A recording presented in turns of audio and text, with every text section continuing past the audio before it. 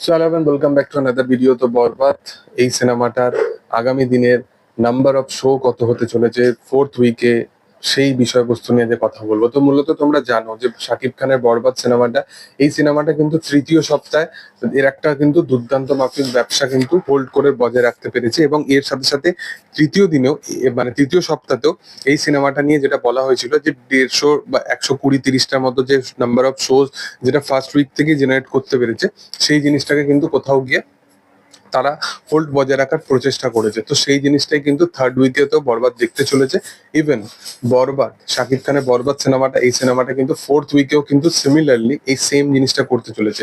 কেন বলছি, তোমরা সকলেই জানো যে এই মুহূর্তে দাগি, জঙ্গলি যে সমস্ত সিনেমাগুলো চলছে, এই সিনেমাগুলো সত্যি কথা বলতে একটা ন্যারেটিভ অডিয়েন্স কিন্তু সেট হয়ে গেছে। এরা অডিয়েন্স গুলো দেখতে যাবে, বাট কম্পারেটিভলি যদি সিঙ্গেল স্ক্রিন বা মফস্বল জনিত যে সমস্ত এরিয়াগুলো আছে, সেই সমস্ত এরিয়াতে কিন্তু মানুষের প্রথম চাহিদা পূর্বক যে সমস্ত মানুষ চাইছে, তাদের জন্য কিন্তু সব থেকে আগের প্রেফারেন্স হচ্ছে মেগাস্টার শাকিব খান। তো মেগাস্টার শাকিব খানকে দেখার জন্য কিন্তু অডিয়েন্স বিশালভাবে উপচে পড়া ভিড় করছে একটা।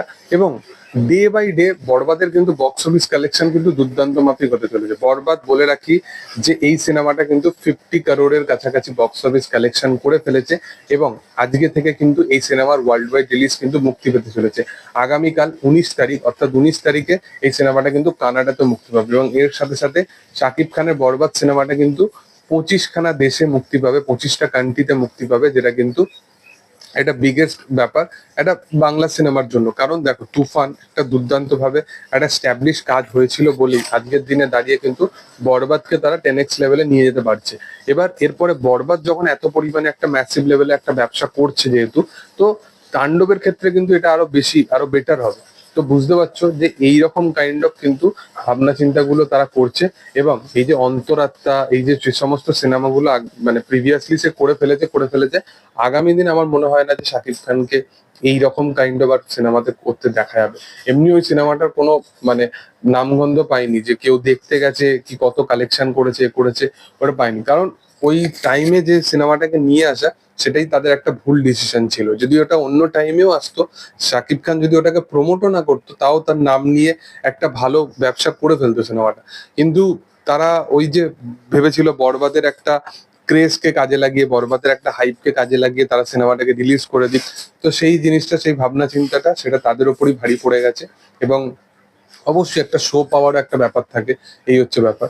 তো যাই হোক, এই বিষয়টা নিয়ে আর বেশি কিছু বলার নেই। আমি তো বিশালভাবে অপেক্ষায় আছি যে বরবাদ ফোর্থ উইকেও কিন্তু 120টার বেশি কিন্তু শো কিন্তু মানে হোল্ডটা বজায় রাখতে চলেছে। দেখার যে আগামী দিনে কি হয় এবং কত নাম্বার জেনারেট করতে পারে। তবে তোমাদের কি বক্তব্য বিষয়বস্তু নিয়ে, সেটা তোমরা অবশ্যই কমেন্ট সেকশনে জানাতে পারো। আর ভিডিও ভালো লাগলে অবশ্যই লাইক শেয়ার সাবস্ক্রাইব করে দিও। Thank you.